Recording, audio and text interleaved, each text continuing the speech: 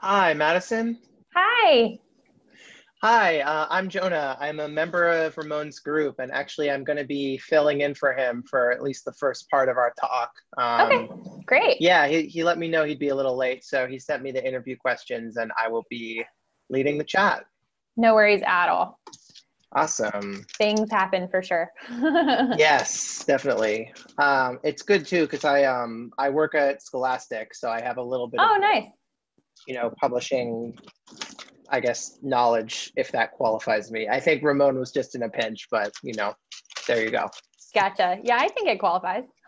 Okay, cool. What part of Scholastic do you work? Where? I'm in editorial on graphic novels and picture books. Oh yeah. That definitely counts.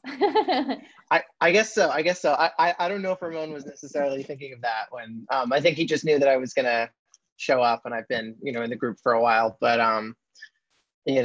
just in case that it informs our discussion or the questions that I ask. Yeah, for sure. That helps. Yeah. We might be able to go back and forth a little bit. Yeah, I guess so.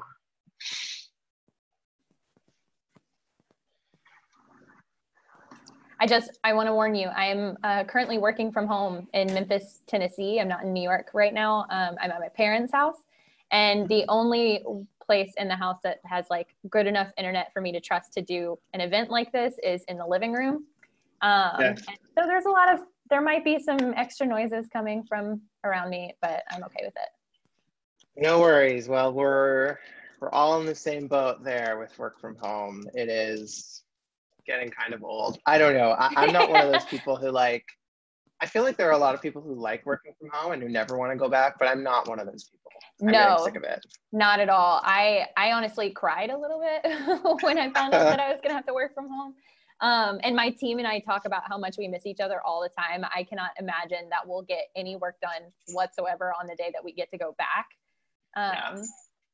It'll be fun. Yeah. Well, and who knows when we're even going to go back. It's so hard to predict. Yeah, that's what we had like a big team meeting today, and somebody asked so the date that everybody's saying that we're going to go back in right now is January 11th. Is that actually going to happen, or is it going to be later in the year?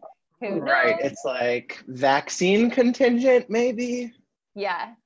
Yeah. Well, fun times. Yeah. Are you in New York right now? I am. I'm in Brooklyn.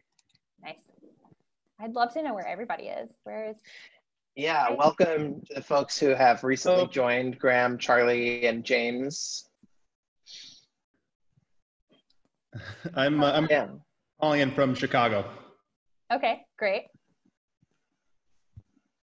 Charlie, I think you're muted. There you go. I'm calling in from Queens. Oh, nice. Oh, I want to move to Astoria so bad. I do. I just moved out of my... Go ahead. I hear there are a lot of spots opening up. For sure. I just actually broke my lease and moved out of my apartment in Washington Heights.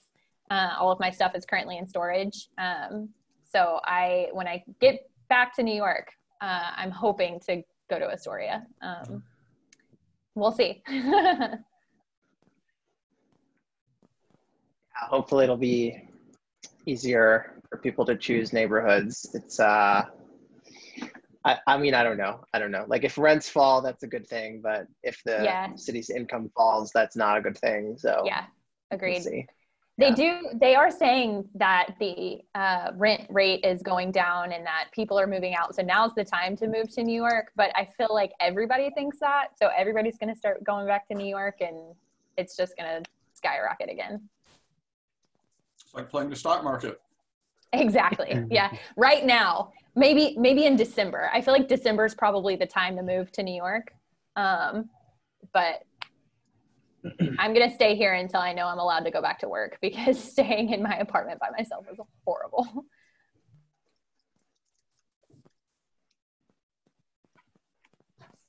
Will any cats be walking by? I'm sorry?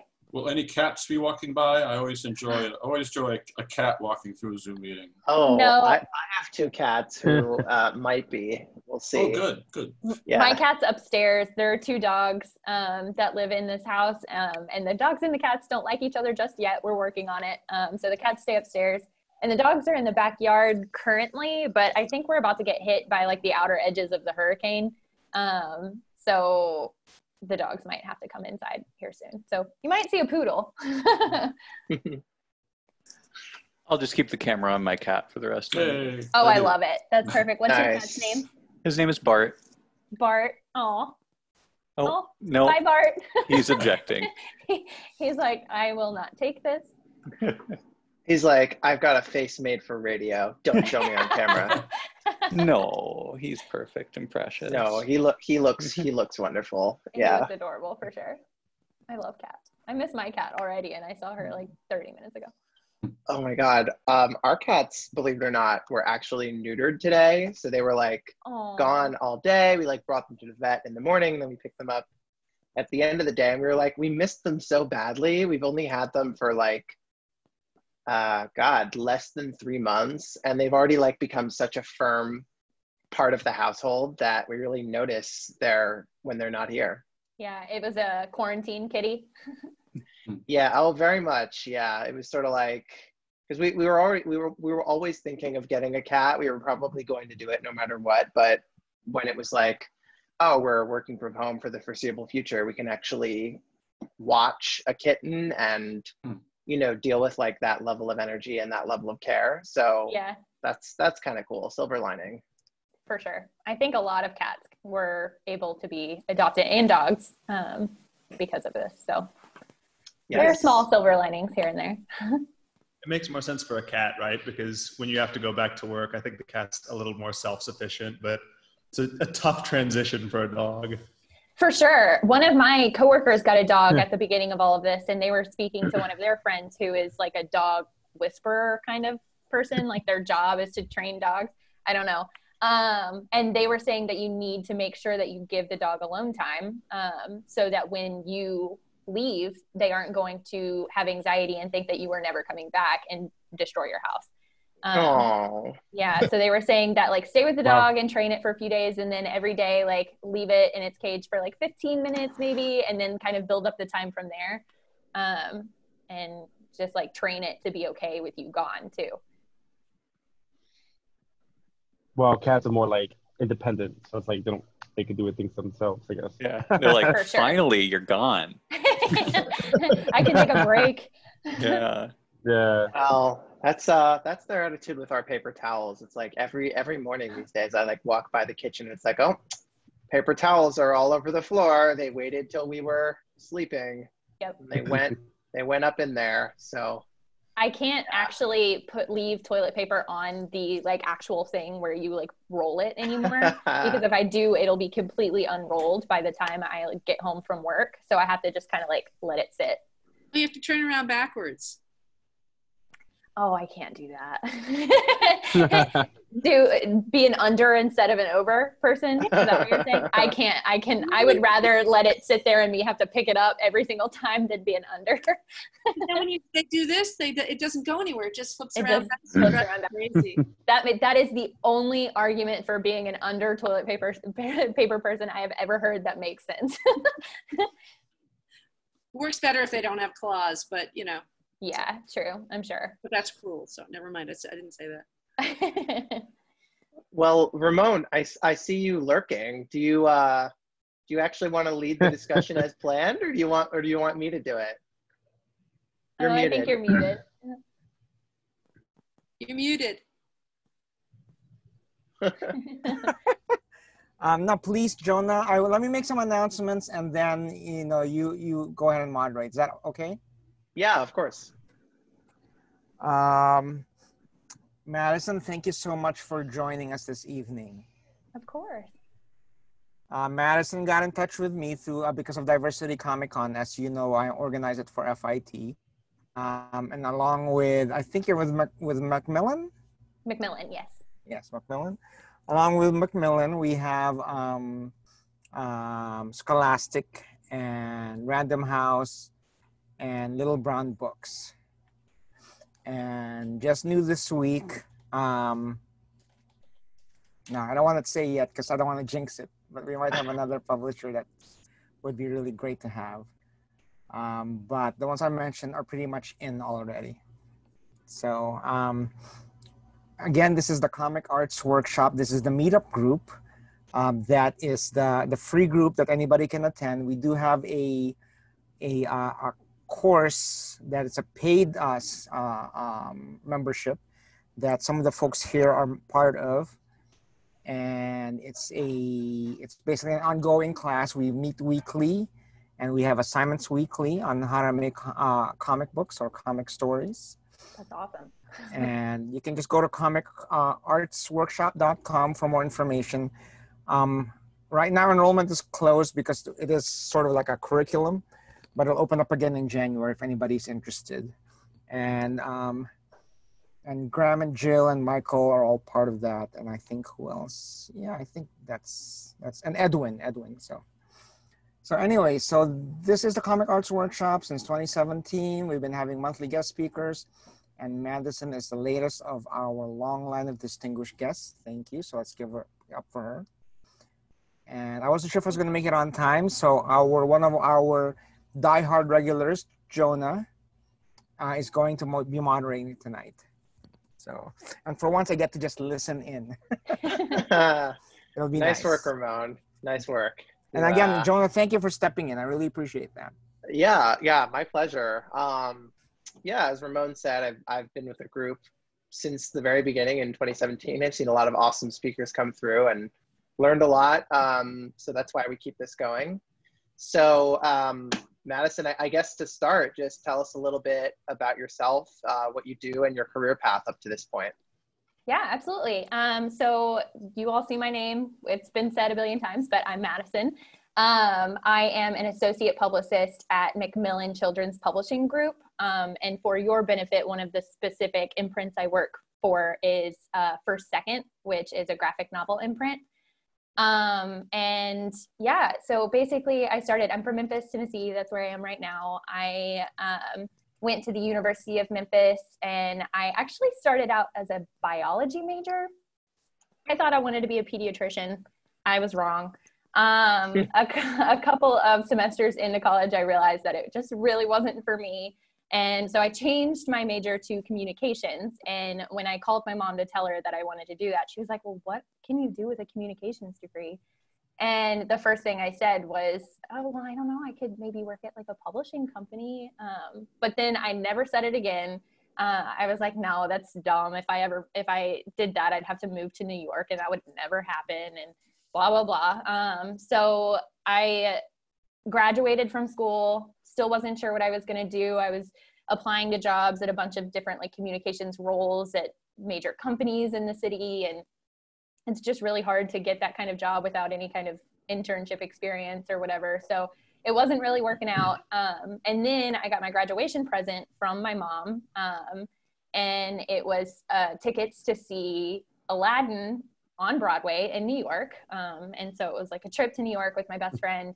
We went, it was just the best trip ever. And my best friend who went with me is obsessed with like architecture. I know this feels like it's totally off subject, I'm sorry. But she's obsessed with like architecture. And so old universities. And so we went to NYU campus to kind of, and it's not like really a full campus, but whatever, Washington Square Park. And we kind of like roamed around, and we went into the NYU bookstore, and I kind of just fell in love with the whole thing. It really just kind of it felt right in some ways. And I know a lot of people when they go to New York, they're like, oh, that was awesome, but I could never live there. And everything about New York just felt like home to me. And so that night, while we were in our hotel room in New York, I kind of just looked up New York University to see what kind of master's programs they had. And I saw Masters of Science in Publishing, Digital and Print Media, and instantly I was like, that's what I have to do. And so I got home, I registered for the, whatever, I can't even remember what the test is anymore that you have to take to get into grad school. I signed up for that. I took it. I applied for early enrollment, and my mom was like, well, what are you going to do if you don't get in? I was like, I have to get in. I was like, that's all it is. That's what I have. And somehow I got in and I moved to New York. Like, I think my trip was the 4th of July. I applied in September, October. I found out in November, moved to New York in January. So it was like a very quick 6 months, really. And so I started NYU in January. And from there, you know, I had no idea what I wanted to do in publishing. I just knew I wanted to do publishing. Most people think that the only thing there is in publishing is editorial. And so I was like, I don't know, I want to be an editor. But one of the first classes they make you take is an intro to book publishing. And every week they would have a guest speaker, kind of like this, where somebody would come in and tell them about their job. And when the publicist came in, I was like, that's what I got to do. And so I was in my classes, started taking classes, started applying for, and I was working full time at another job too. It was a Media Radar. I was an account manager. So it wasn't like I was just going to school full time. I was going to school at night, working full time at like a non-publisher place. And so in my classes, I started applying for jobs. And one of my teachers knew of an opening. And so I applied. I didn't end up getting that job, but they called me a couple weeks later and was like, hey, this position just opened up. Are you interested? And it was for the publicity assistant position at Macmillan Children's. And I instantly was like, yes, please. Like, I would love to come and interview for that. And so I came and interviewed for that job and I got it. And that was in 2017. That was late 2017. And so since then, I've just been kind of working my way up. I'm now the associate publicist. Yeah. That's so cool. So what was it about publicity, or, you know, what that publicist said who spoke to you where you were like, yes, that's what I want to do? Like, what was that moment where you really fell in love with that particular kind of work? It just kind of felt like every single thing that I did in my life fell into place. When I was in college, I was like I was very active in all of the like clubs and things. And I was like the PR exec for this one specific club. And I was like the person in charge of planning events and getting members for my sorority. And like everything else that I was doing, it just kind of felt like, wow, this is what I've been doing my whole life. It sounds right for me. And I know that feels like that's not a helpful answer. But when I heard her talk about what her day-to-day life was, I was like, wow, that sounds like exactly what I should be doing. And has your actual experience of the day-to-day sort of squared with that first glimpse? You know, how has it been the same or different? Yeah, well, it's a lot harder than I thought it probably would be, but it has completely surpassed my expectations. I say this all the time and nobody really is like, okay, Madison, whatever.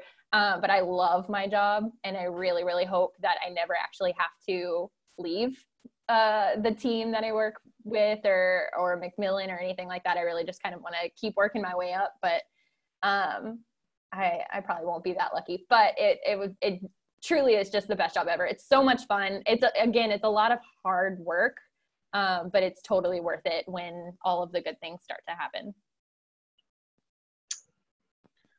Totally. So there's a question in the chat, which is what exactly a publicist does, which segues also into my next question, which is about the difference between publicity and marketing. But maybe you can lay out, like, you know, the specifics of your day-to-day and of the publicity department's day-to-day, and then compare that to the marketing department, because I think that sometimes, it can be easy to confuse those two departments. Absolutely. And that's actually, it's one of the hardest questions that we get asked all the time because the lines are so blurred. But for my team specifically, publicity, we plan events for authors. So author tours, launch events, all of the virtual events that you're seeing authors doing now, stuff like this, we would plan this. Cons, San Diego Comic Con, I've planned author schedules for that.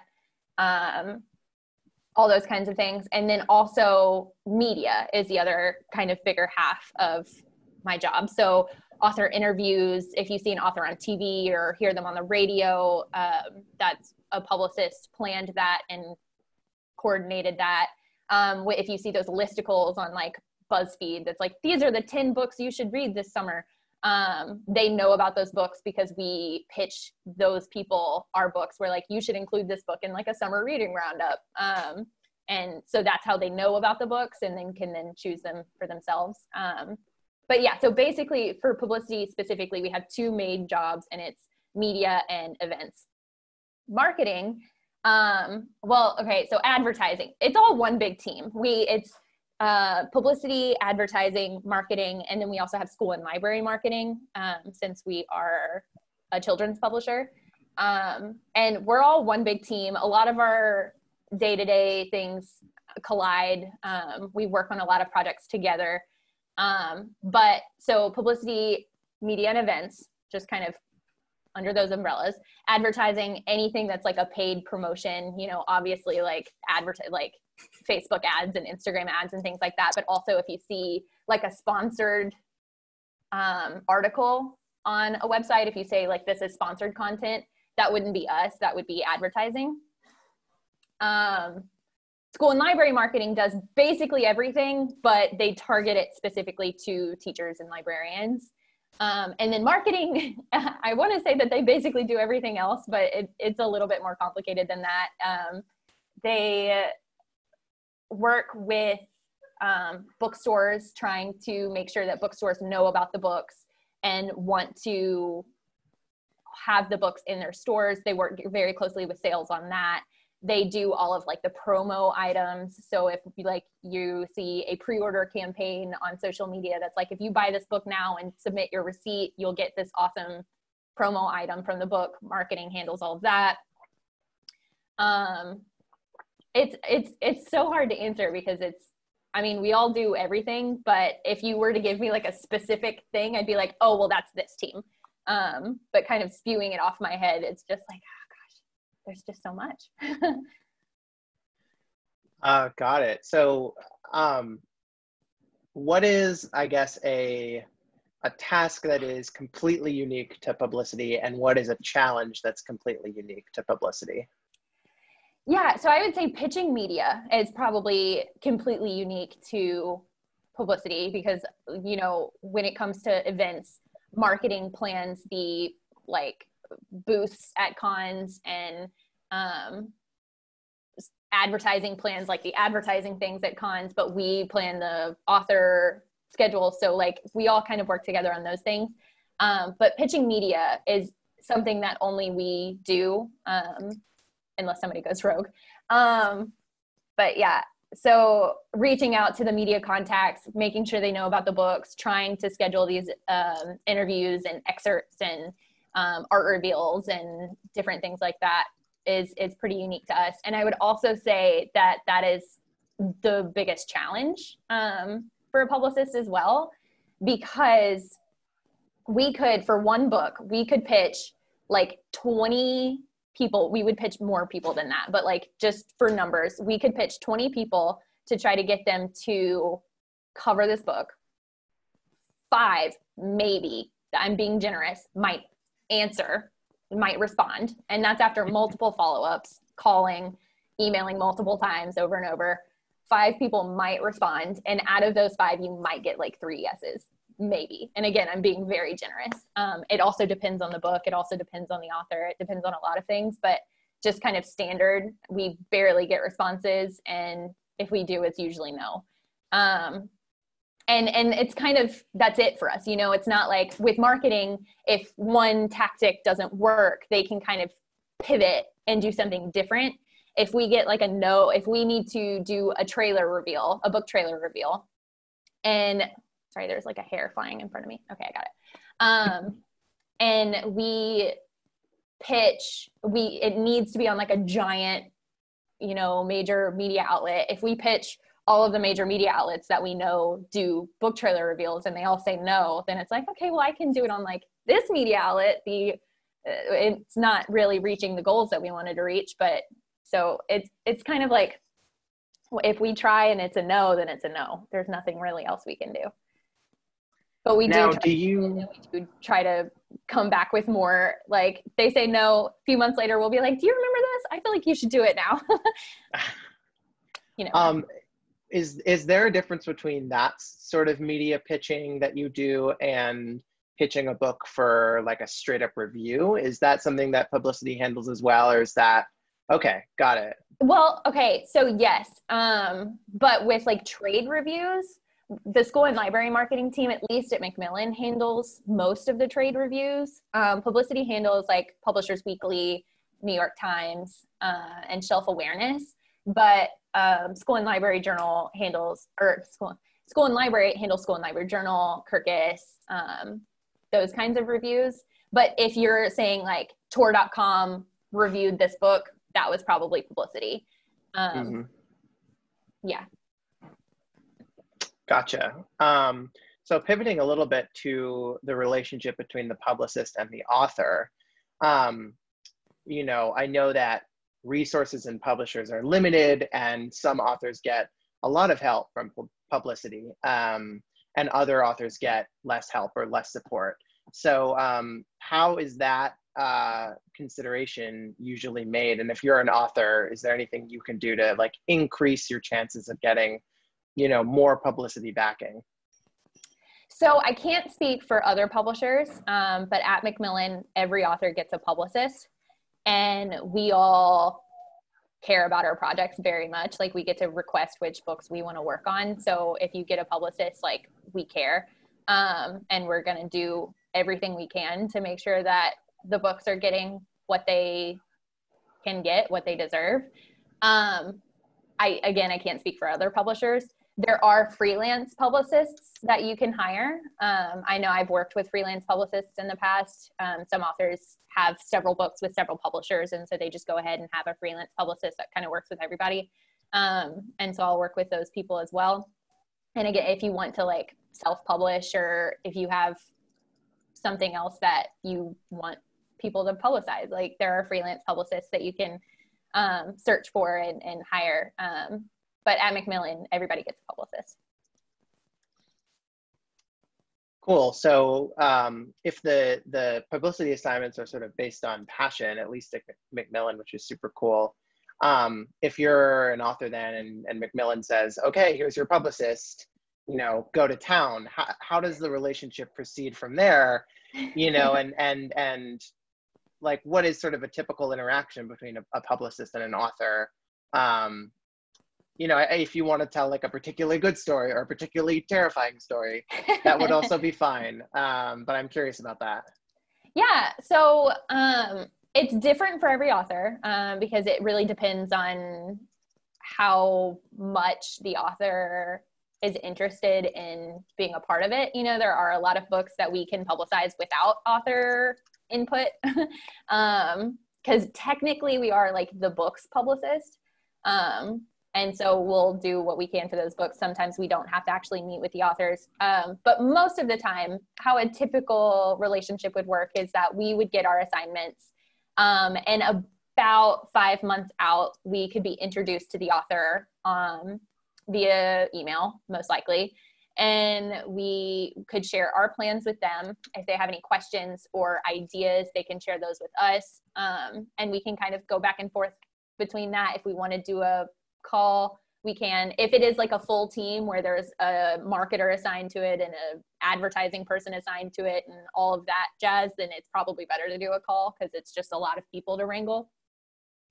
But from there, it would be anytime the author had a question, they are always welcome to come to us. Anytime we get a media hit or a request for an interview or anything like that, or a request for an appearance at a festival that we pitched them for, something like that, then we would reach out to them, let them know that we found this exciting opportunity for them, and see if they're interested. And if they're interested, then we can coordinate between the two parties. And I feel like that doesn't sound like a lot, but it's pretty much the extent of it. You know, we tour with authors if they go on tour. If it's the first time that they've been on tour, or if it's like a giant tour with like 5 different authors on it, then we'll have a publicist assigned to the tour. All of those different kinds of things. What was my follow-up question to that? Yeah, I guess that definitely does sound like a lot of work. Honestly, hopefully, at least it does to me. Hopefully no one here is sitting there thinking, oh, they pay you to do that? That's nothing. so easy. It's a lot of hard work. And honestly, I think I did say the biggest challenge that we have is getting media, but I think the hardest part of the job is getting out of our inboxes on a day-to-day basis to actually do our jobs. You know, like we have so many questions come in, and another big part of our job is editor care, author care, agent care, making sure that everybody has their answers questions, making sure everybody feels good about our plan, and that they think that we are doing everything we can for the book and all of that. So we do get a lot of questions and have to coordinate between that. So getting out of the email to actually be able to pitch and to actually be able to like organize an itinerary and stuff like that is probably the hardest part. You have to kind of schedule that in your day. And it's a lot of work. There have been many days where I just keep working, especially now that I'm just at home. It's hard to have that separation. Yeah. So if you're somebody who, if you're an author, but you're self-published, or maybe you're with a smaller publisher and you're not with a big publisher like Macmillan, what's like an insider tip to give that person where they can like promote themselves and do similar things for themselves and get themselves and their book the same exposure, or similar exposure to what they'd get if they had that publicist backing? Like, what can an author do as an individual to get that? Yeah, so I think a couple of the major things that authors should do automatically, either if they have a publicist or not, is to kind of build relationships with their local booksellers and librarians. Go to each of your bookstores, go to each of your libraries, introduce yourself, have a conversation, give them an ARC of your book if you have that, or a PDF. I think PDFs are going to start being more used here and there. But yeah, so make sure that they know about your book, and the booksellers especially that know you as a person are 100% going to be more willing to kind of support you, make sure that they have your books in their store, make sure that they're telling everyone that they should buy your book. And even when they go to like other conventions and things like that, they're more willing to spread the word. So that's definitely number one. Another thing is, and this is going to sound redundant because I mean, it's kind of like everybody will tell you this, is to just be super active on social media.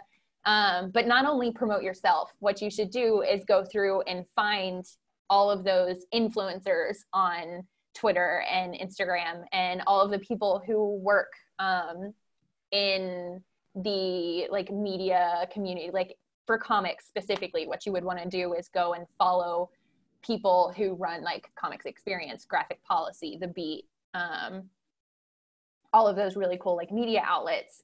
Follow them, see what they're talking about. A lot of the times they'll have like ongoing conversations on Twitter that you can kind of be a part of and kind of get yourself out there that way. And then also while you're in the middle of doing that, promote yourself on social media so they are seeing that too. That's just a really great way to kind of get yourself out there. And it's honestly, it's still one of the strongest ways. Sometimes it's more beneficial than getting an interview another way. But then also, yeah, if you don't have a publicist at all, like you are self-publishing, you don't want to go out and get yourself a publicist, don't be scared to reach out to some of the contacts at media outlets. Like that's what we do. A lot of the time we have no idea who works at some random local newspaper next door to an author that lives in a teeny tiny town, but we'll email them or call them on the phone and be like, hey, you should cover this book. Or if you decide to do a launch event at your local bookstore, tell your local newspapers about it so they can put it in their weekly calendars and make sure that the town knows that it's happening. And just kind of just stuff like that. Like, don't be scared to put yourself out there. I know it's making a book. I feel like I could never do it because would be too worried about what people think about me constantly. But so if you're strong enough to put a graphic novel out there and strong enough to share your work with the world, then don't be scared to brag about it a little bit. Like, you deserve that for sure. And related to that question, let's say you have a graphic novel and you want to get it published with a major publisher. Mm-hmm. You know, this isn't necessarily a space to talk about agents and editors and all of that. We can if you guys want, but you know, how much of a role does marketing and publicity play in the acquisitions process? Like, if someone comes forward with a proposal, you know, does the editor or anyone else at the company say, oh, well, this person already has a huge social media presence, or this person already books events for themselves, so they're very marketable. You know, is that something that really helps their cause? How much of an impact does it have? Yeah, it actually does. And again, it's probably different at every publisher, so I can't speak for everyone. But I know at Macmillan, we get to see acquisitions before they get acquired, like when they come into the big acquisitions room to talk to sales about it, to see if that's something that we do want to acquire as a company.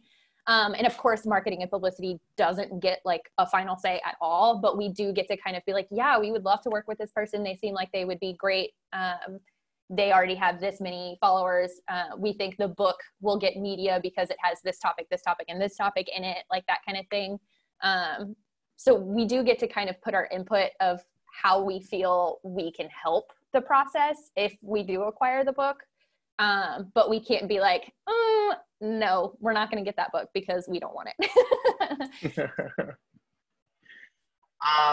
So that's all the sort of big questions that I have on my list. I would love to open it up now to audience questions, if there are things that you guys have been wondering about. Sorry if we missed anything major there. Yeah, so feel free to unmute yourself, shout out, or, you know, ask in the chat, whatever you guys prefer. I was going to ask Madison along those lines. Do you have like, oh, there's the magic number of Instagram, you know, followers? Because there was a lot of pressure about that before for authors, and in this case, illustrators as well, to have a certain number of followers. And then I've heard some people have said, I don't care about that. I want to know you're busy in your studio getting the work done. So where do you guys stand on that? So honestly, it doesn't matter to us that much. Like, obviously, if you have more followers, that's going to help. But we have many authors that aren't on social media at all. It's kind of how much do you want to do for yourself kind of thing with social media. And of course, for those bigger, like if you want a massive YA author to do well, they're going to have to help promote on their social media because that's where their fans are. But if you don't have a lot of followers, it's not a problem. Yeah, it's really interesting to hear you talk about it, and it's important for us to know what you really expect of us. Mm-hmm. How do we play ball with you? Yeah, I think just, you know, doing what you can. And again, we would never expect anyone to make an Instagram for themselves for the book. A lot of the times that doesn't work. A lot of the times it's not helpful at all. But if that's something that you want to do and it's something that you think will help, like, garner a fan base around your work, then definitely it's worth it. I don't know. It's hard to, it's different for every author, you know? I mean, I would definitely suggest talking to whoever, if you have an editor even, and not necessarily a specific publicist or marketing person that you're in direct in contact with, you can talk to your editor and they can probably talk to the marketing and publicity team and give you some pointers, tell you what we would hope that you do. Really all I expect from my authors is for them to be excited when I send them stuff and to answer my emails, you know, if they agree to do an interview, then do the interview. But our main job is to make sure that the author is happy. So if you know, we actually, and I feel like I'm stuttering a lot, but we have a wide range of different kinds of people as authors. So I've worked with authors who are in their 80s and can't really do any events, but they still want to. And so we set up specific events for them that will work for what they're doing. You know, they're not super mobile. So we just do one event at their local bookstore so they can do a launch event. And then that's it. And now in the virtual world, we have to make sure that we that everybody knows what they're doing in the Zoom space. That was my next question, was how you guys have had to pivot. How are you a publicist in the time of COVID? How does work? It's a lot of pivoting. It's been the word of the year for sure. We actually joke that we have a drinking game. We don't drink to it, but anytime anyone says the word pivot in a meeting, we G-chat each other. It's major. So right at first, we had to change all of our events to virtual, and that was probably the hardest thing. Was taking a physical event and making it virtual. Now that we're planning virtual events, it's a lot easier. And we're continuing to just kind of expect that that's what we should do in 2021, even as we're going into 2021, because we don't want to have to backpedal again. So we've all forgotten how to actually speak to each other in 3 dimensions. Exactly. Yeah, for sure. Nobody knows how to gather in one place anymore. So we're continuing to do that. And then, you know, if we need to pivot and do an in-person event, that's going to be easy because everybody knows how to do that. So it won't be hard to go back to that. I think the biggest issue we're having now is, and we've actually been super conscious about this the whole time, but harassment issues online are happening a lot because anybody can go, you know, people aren't wasting their time going to a bookstore just to like scream profanities at people and then leave. You can pop in a Zoom chat, say really nasty things in the chat and then like leave. People think that they are safe behind a screen and it's just not nice. So dealing with safety precautions with all of our authors is another thing that we're having to deal with right now in the time of COVID. But yeah. Hey, Madison. Hi. Hi. So you gave us a sort of sobering amount of rejection that you get from media outlets. Do you have any idea what it is that makes someone say yes or no? You know, it depends on the person. It depends on the outlet. It depends on so many different things. The timing of the year. You know, I pitched, I have an author that does picture books, and they are about endangered animals. And I had one coming out in, I think it was like September, and this was February. And I pitched Time for Kids to get like kind of an author illustrator feature for her whole backlist, because this was like the 3rd or 4th book in the series.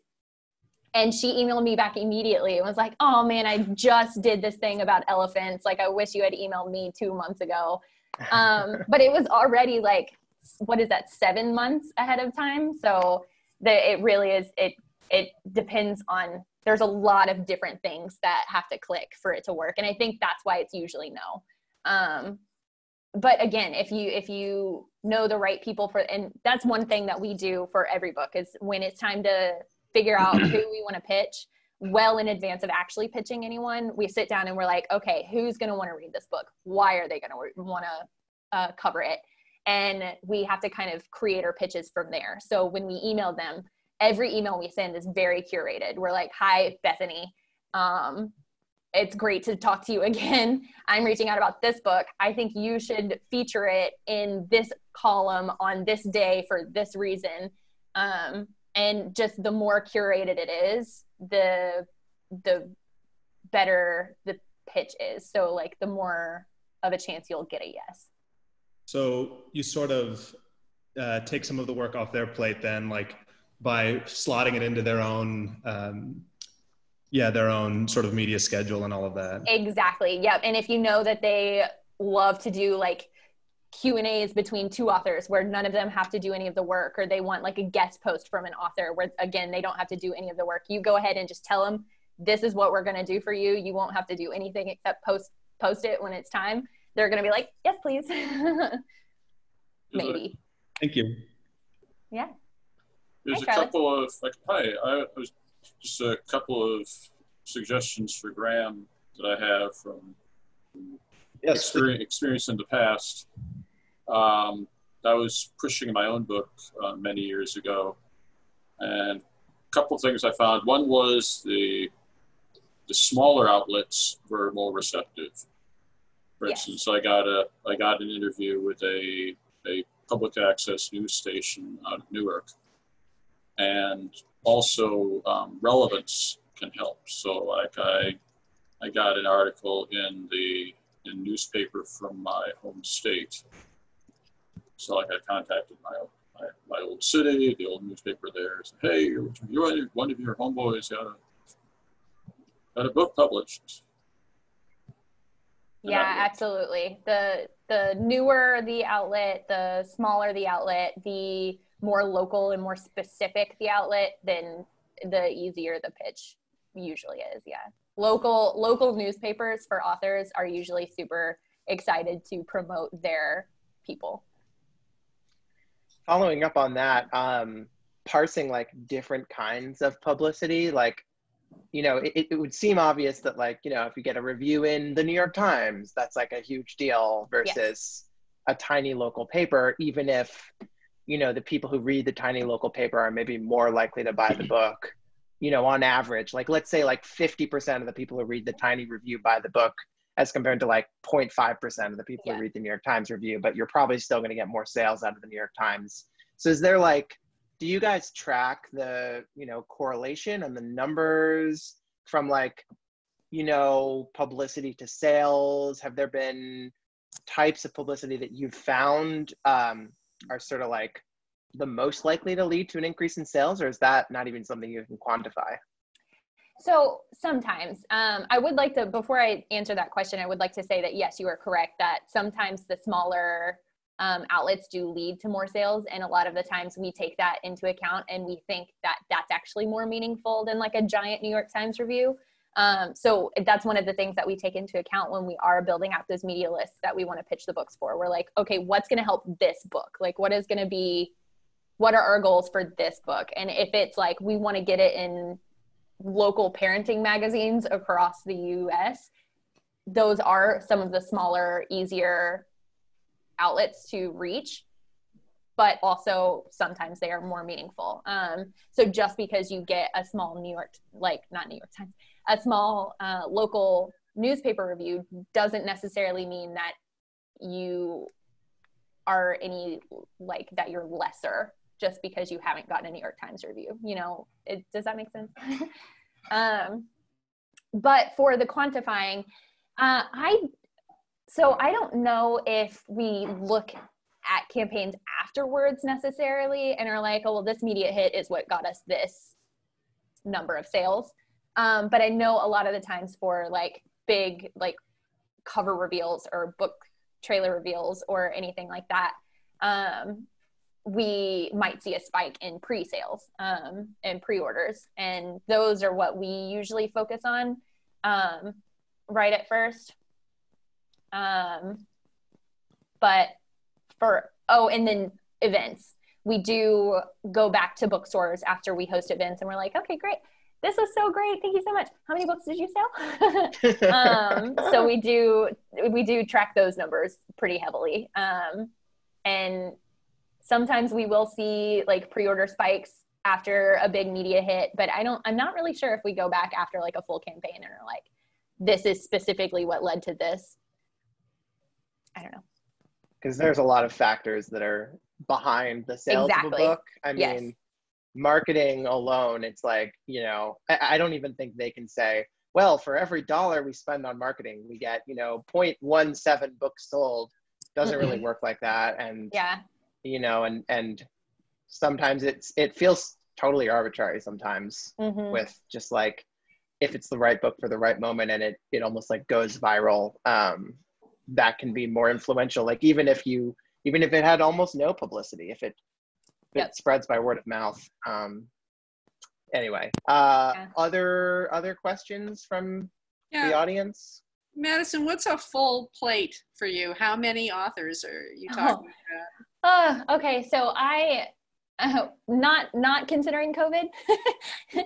Or, about? After. on a normal year, I would work on about 7 books a month. And that's not that I'm only working on those 7 books for that month. It's that 7 books are getting published in a month. And I'm working on those books, the books that come out the month after, the month after that, the month after that, the month before that, the month before that. Like, I'm still answering questions for authors that their books published in 2018. So it's almost constant. But because of COVID, a lot of the books got pushed back out of May. It was May, right? I don't even know what day it is. May and June, a lot of books got pushed back to July and August. So I had 11 books coming out in July, and I have 10 or 11 books coming out this year or this month. So it's been a lot. Do you buy the theory that editors actually had more time to look at their slush piles? No. No, not at all. That's fake. I feel the like trying to escape from your inbox thing. Like, Yeah. you know, a tiny minority of editors' time is spent actually editing books. It's like, it's, you know, it's bureaucratic, it's email sort of stuff. And from what I'm hearing from you, Madison, that's very similar too. Yeah. I have a question. Oh yeah, go ahead. It's actually for Madison and for Jonah. Does that mean that you guys are working longer than 9 to 5? Oh yeah. Yeah, For sure. absolutely. And Like, it's come with like, is it like 9 to you 7 know, or 9 to 9? Yesterday I worked 8 to 8. Because I'm in Central Time, so I'm trying to stay at like an 8 to 4 schedule. Yesterday I worked 8 to 8. Today I let myself stop at 4:30, and that's because I know that I work tomorrow, and so it's going to be a really slow day. We have summer Fridays at most publishing companies in New York City itself has summer Fridays, and that's where you can most companies do either half days on Fridays or like you work every other Friday kind of thing.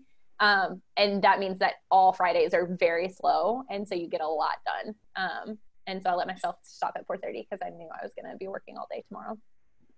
Yes, I'm a big fan of Fridays. Scholastic has been, unfortunately, like uniquely hard hit by COVID, just because we rely on the schools for so The much of our fairs. income. Yeah. Yeah, so like book fairs did not happen at all in the spring. So as a result of that, we've had some like furloughs and some pay cuts, and that's been a huge bummer. So I had 2-week-long furloughs at the same time as I like wasn't getting paid overtime anymore. So that was kind of a bummer. But because of the furloughs, like I'm always covering for somebody, so then I have more work, and I end up working like beyond hours, which I'm not getting paid for. It's a huge mess. But You're not getting any kind of like freelance pay for that? No, Okay. I should be, or really what I should do is I should just have the discipline to be like, okay, you're not paying me, I'm going to stop. I'm going to give you 8 hours. But like, you know, and I'm sure that you can speak to this too, Madison, but like, you know, unfortunately we love books and we're passionate about our job and we really care about our authors. And we're not really in this for the money. Like, obviously we want to make a living and we want to move up in our careers and all of that and be paid for our hard work and what we do. But if we really wanted to like get rich, we wouldn't be working in publishing. I'd be a publicist for like a famous person. I mean, you can't want to be rich and work in publishing at the same time. You know, it's funny because listening to Madison and listening how you were inspired by a publicist who you heard speak. You know, when I'm organizing events, especially the Diversity Comic-Con, you know, it's a little bit of event, it's a little bit of networking, it's a little bit of programming, it's a little bit of marketing, it's a little bit of lots of different PR, you name it. You know, I have to do it. And I never feel more alive than when I'm organizing events. Yeah. And I realize Me now too. that I realize now that I should have gone become a publicist Yeah. in Because publishing. honestly, we do the same job when it comes to the event side for sure. I will say planning conventions is Mhm. my favorite thing. Right. So Working if with I had to do it over again, I think I would have chosen that career instead of the career that I chose. But I do have this question though. Do you get to travel? 'Cause Yes. I don't get to travel planning the Diversity Comic Con. I have to stay in New York City. Oh no. Oh man, I'm so sorry about that. You don't even So you get to get go? So you get to travel? Yes, I get to travel. I get to go on author tours with authors. I get to go to festivals. I get to go to cons. Not all of them, obviously. We have an 8-person team, I think, in publicity. So if it's like my specific author is touring, then I'll probably get to go for at least half of the tour. We like to switch off so none of us get too burnt out because it is like flight, event, flight, event, flight, event. There's like no stopping. For festivals, it's kind of whole team, school and library marketing, advertising, marketing, and publicity. We all kind of have to come together for the festivals and get to take turns going. But being a publicist, we always have to have at least 2 publicists there because we are the main author support. So we like take authors to and from panels, make sure they know where they're going, know where they're supposed to be, all of that kind of stuff. So I get a little bit more lucky than some people. And then I'm one of 2 of the publicists that plan cons. So I do get to go to a little bit more cons than a few of the other people too. So I'm just lucky, but yeah, I do get to travel a lot. It's really awesome. Nice. Madison. Yes. I have a question. Because I'm trying to do a comic book where I'm trying to self-publish a comic book. Mm-hmm. And I'm a big Image fan, and I've been I want to try to pitch my comic to Top of Fraud. Some, but I think you're freezing like, a little bit. Like, if you want to do it yourself, okay. You're breaking like up. If you want to me. try to do it yourself, like I am. Okay, hold on. Not anymore. You sound good now. Can you hear me now? Yes. Okay, so I want to do I'm trying to self-publish my own comic book, right? Mm-hmm. So is it the same way? Like you just have to like do a lot of like, networking, meeting people? Because I know people keep telling me I got to get an agent. Mm-hmm. I'm like, is an agent like a publicist in a way, or it's totally different? No. So Jonah, you might actually be better at answering this question. Yeah. So an agent. So it sounds like you want to publish through Image or another sort of like monthly comic model. For that, you don't need an agent. Actually, a lot of comics publishers prefer you not to have one, but that doesn't mean you shouldn't get one. That just means that they sort of like to take advantage of creators, unfortunately. And if you have an agent is going to be able to negotiate on your behalf and make sure that, you're not selling all of your intellectual property when you sign the contract. So I definitely make would sure you're getting recommend enough money. Right, exactly. Like negotiate fair rates for you. So in the book world, an agent does all of that for their clients. In general, the agent is sort of like the first person that you pitch to. So rather than directly pitching to a publisher, you would submit to agents. And pretty much every agent, you can find their information online, and then you can find like the submission guidelines for that agent or that agency. And that should sort of like, if you're trying to get a book published traditionally, that's probably the best first step. And then once you find an agent who's interested in your stuff and wants to sign a retainer with you, which is usually like a project by project thing. And there's no money involved in that either. So basically like the agency would say, we are going to represent your project.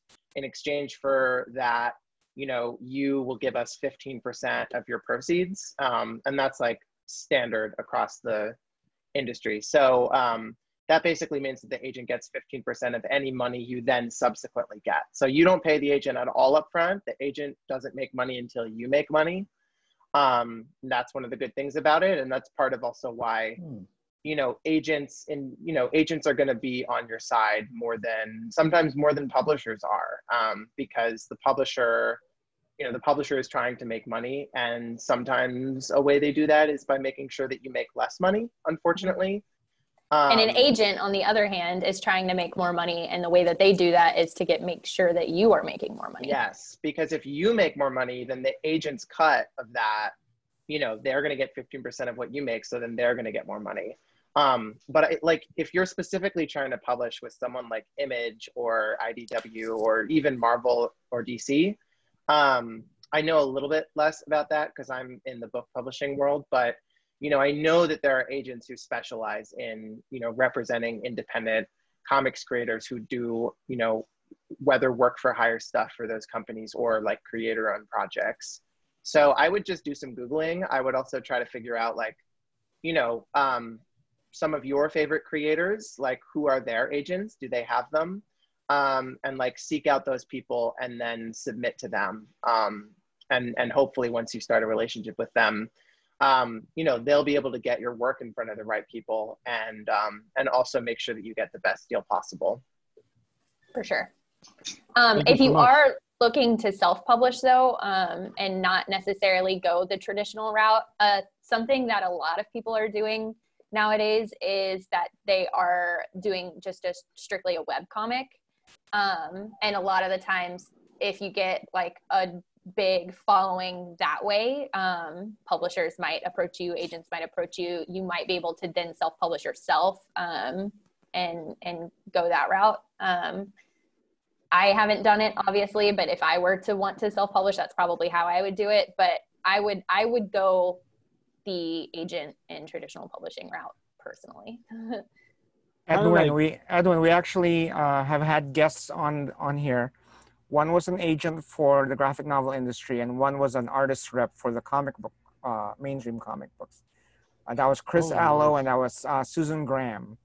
And so we have recordings of their interviews on here, and we'll be posting those. I finally posted the Heather Antos interview from years ago, and I'm slowly getting them up one at a time. But we will have Chris Allo, and we have Susan Graham as well, an agent and an artist rep for the comic book industry.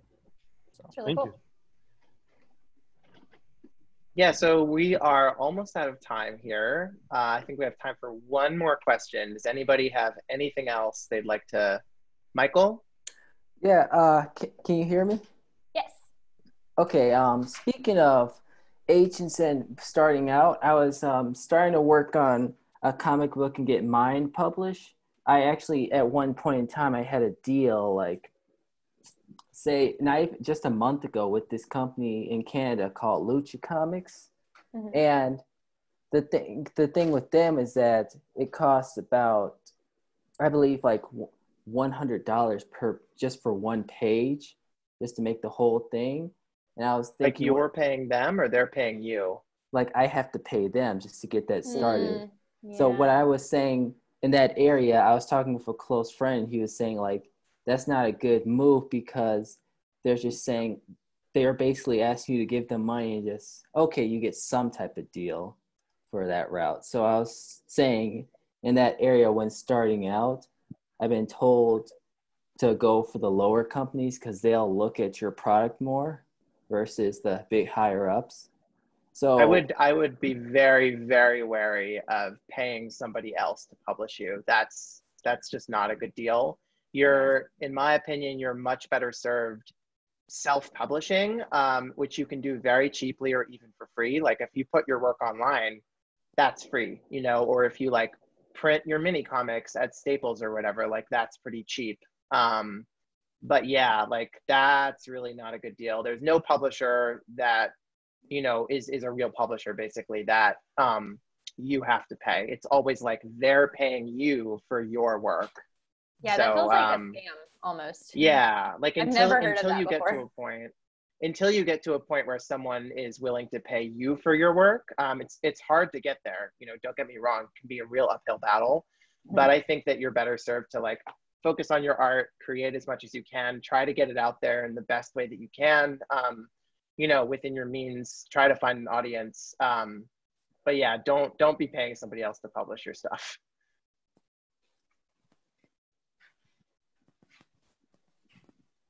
That sounds pretty good.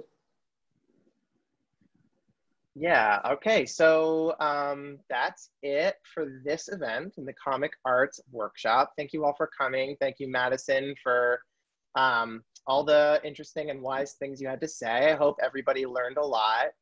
And Ramon, let us know if you have any announcements. But for now, let's give Madison a round of applause.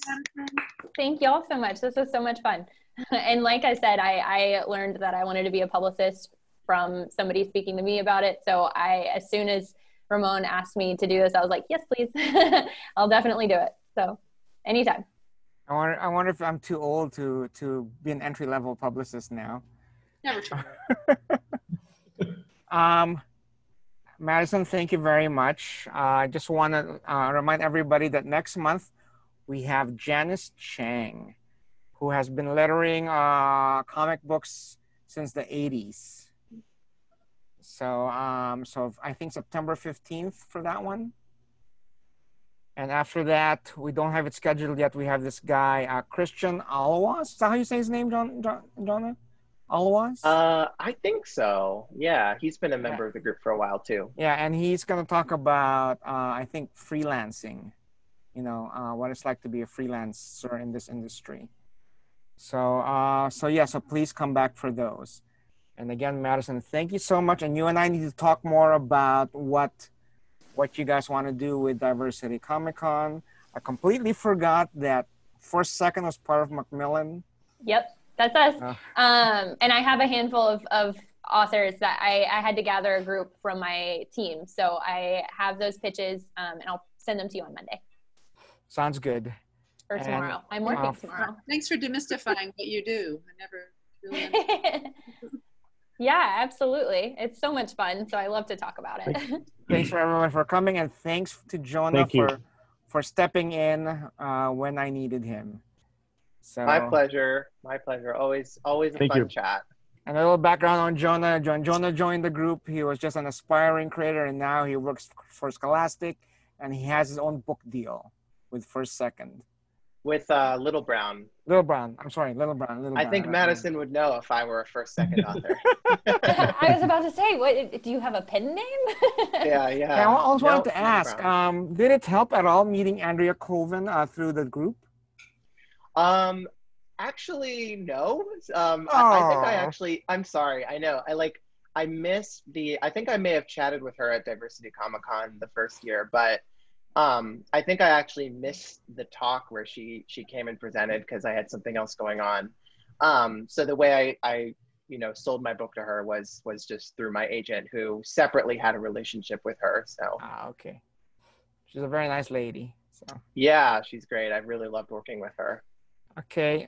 So thank you very much, guys. It'll have to be Jonah who'll have to close out the Zoom meeting because he's the host. Oh yeah. Again, Madison, thank you so much. Thank you. Thank you, Madison. Thank you, everybody.